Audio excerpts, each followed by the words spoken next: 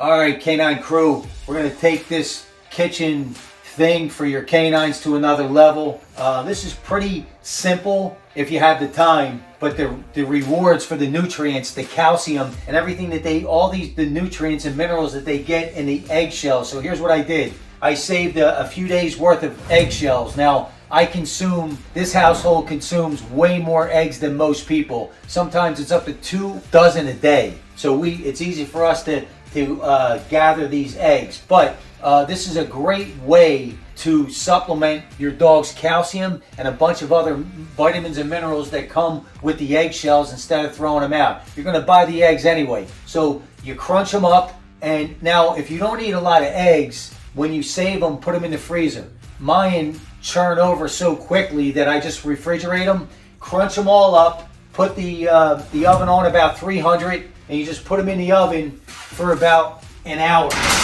And just keep an eye on it, because what you want to do here, the point here, is you want them to just dry out. So you want all the egg white and residue to be completely dried out, and then I'll show you what the next step is. There was probably about an hour and a half, something like that.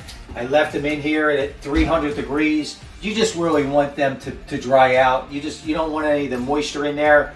So this way, now what you do, you just take these. If you have a food processor, probably even better. I have this bullet blender. So you just put them in here. Try and get them all blended up really as fine as you can. And then it becomes a powder. So get this here, plug this in. First time I've used this bullet on this, let's see how it comes out.